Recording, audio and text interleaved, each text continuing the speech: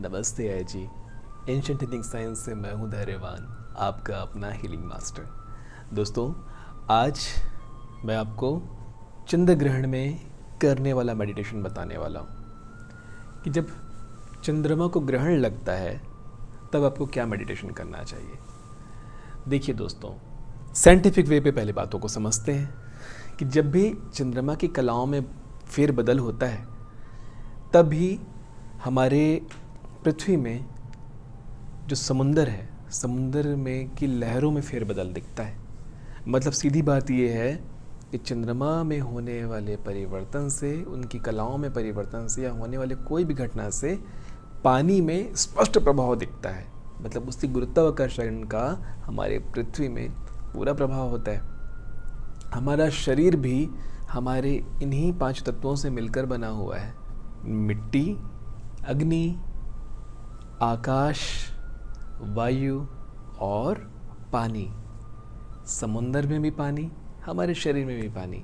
और जैसा कि आप जानते हैं, हमारे शरीर में 70-75 से के आसपास परसेंटेज में पानी है। अब समझने वाली बात यह है कि चंद्रमा की बदलती हुई कलाओं का हम अपने शरीर में जो पानी की मात्रा है उसका उपयोग करके कैसे हम अपनी हीलिंग पावर को, अपनी ऊर्जा को, अपनी वाइब्रेशन को ऊपर उठा सकते हैं। जैसा कि आप जानते हैं कि पानी में विचारों को धारण करने की क्षमता होती है। पानी आपके थॉट को, अपनी सोच को, जो भी आप बना रहे हैं उसे धारण कर सकता है। तो आज हम समझेंगे कि कैसे हम चंद्रमा के ग्रहण के दिन किस तरह से ध्यान करें या किस तरह से हम हीलिंग करें कि हमारी ऊर्जा ऊपर की तरफ उठे, हमारी वाइब्रेशन और ज़्यादा हाई हो और हम एक अच्छे हीलर जो बनना चाहते हैं वो और अच्छे से बन सकें। सबसे पहले चंद्रमा के ग्रहण से कुछ समय पहले ही आप तैयार हो जाएंगे, नहा धो करके, उजले कपड़े पहन करके। जैसे कि देखो, मैंने उजले कपड़े पहन रखे हैं। वैसे तो मैं हमेशा ही उजले कपड़े पहनने का प्रयास करता हूँ, स्पेशली जब मैं हीलिंग कर रहा हूँ या मैं कुछ सिखा रहा हूँ। तो उजले कपड़े पहनने का प्रयास करें क्योंकि चंद्र ग्रहण के समय बहुत सारी शक्तियाँ एक्टिव होती हैं, जिस बारे में मैं चर्चा नहीं करना चाहता। जो मैं जानता हूँ मैंने एक सीधे शब्दों में कह दिया है कि सिर्फ आप ही नहीं, बहुत लोग उसका फ़ायदा उठाना चाहते हैं। बहुत सारी, आप समझ चुके हैं मैं क्या कहना चाहता हूँ, सब उसका फ़ायदा उठाना चाहते हैं।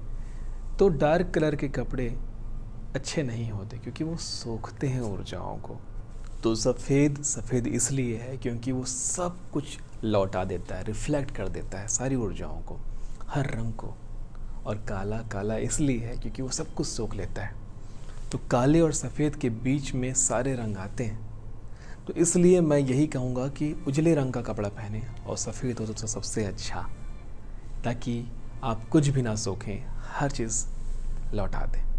अब आता है उजले रंग के कपड़ा पहनने के बाद आप अपने आसन में, जो आसन आप हमेशा ध्यान, साधना, समाधि, हीलिंग के लिए यूज़ करते हैं, एक पानी का बर्तन जो आप हमेशा पीने, हीलिंग से पहले, अपनी साधना से पहले ग्रहण करते हैं, उस पानी को अपने हाथ में रखेंगे। उस बर्तन को, वो बर्तन तांबे का, कांच का, चांदी का, मिट्टी का हो सकता है। पीने से पहले एक प्रार्थना कर लेंगे क्योंकि फिर आप अपने शरीर में पानी ही डाल रहे हैं कि हे परमपिता परमात्मा, ओ मदर नेचर।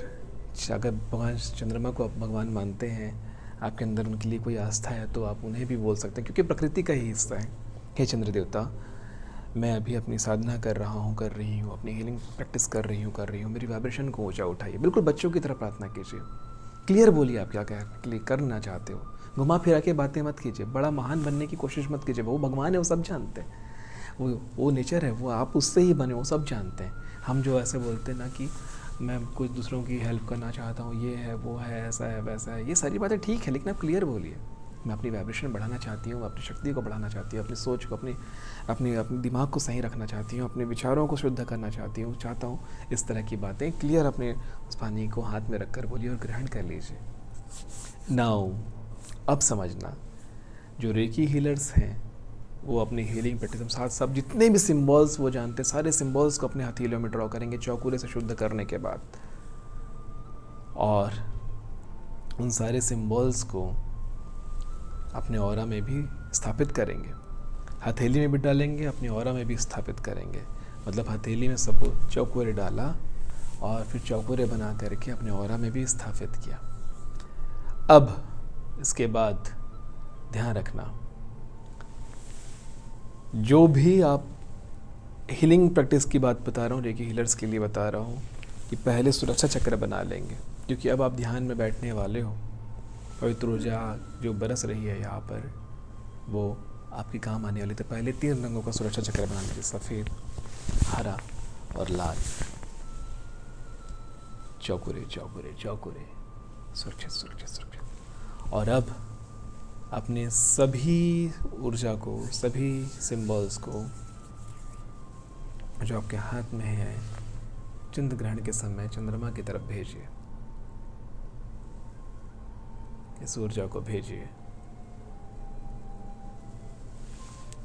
यकीन मानिए 100 गुना होकर के लौटेगी वो आपके पास, क्योंकि वहाँ से टकरा कर फिर बरसेगी आपके अंदर।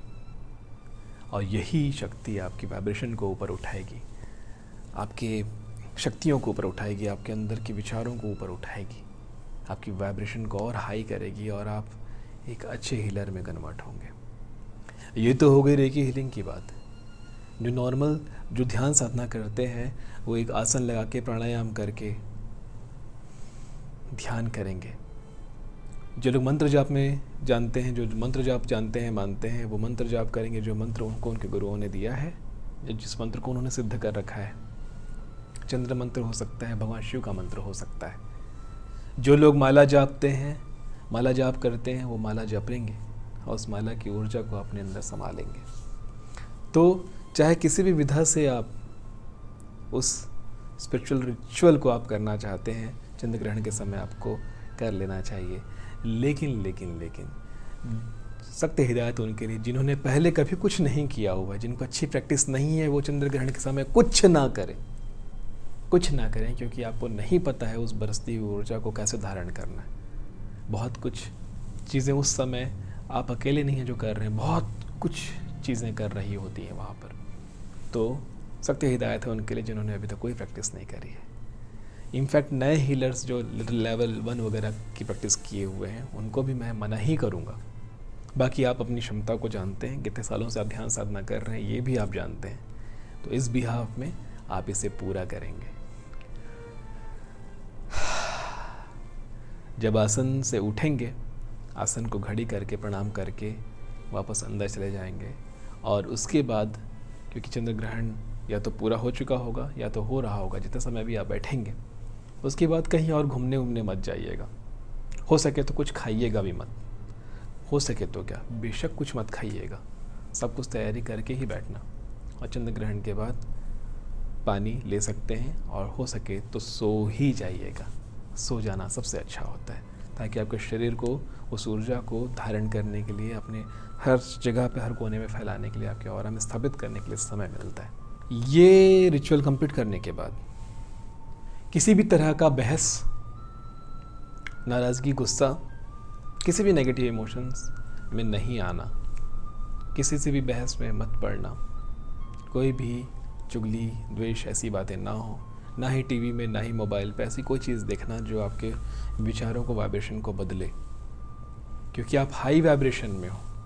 जो डालोगे यहाँ वो आपके अंदर समा जाएगा, वो आपके अंदर बढ़ जाएगा, मैग्नीफाई हो जाएगा, एम्पलीफाई हो जाएगा। तो बिल्कुल इस चीज़ को समझना और गलती से भी ऐसा कुछ नहीं करना।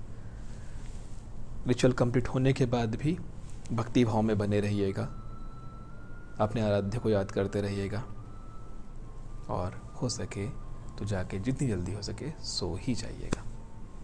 आशा करता हूँ चंद्र ग्रहण में ये होने वाली चीज़ आपको समझ में आ गई होगी। इसको कल या जब भी चंद्र ग्रहण लगा हो आप पूरा करेंगे। नमस्ते है जी।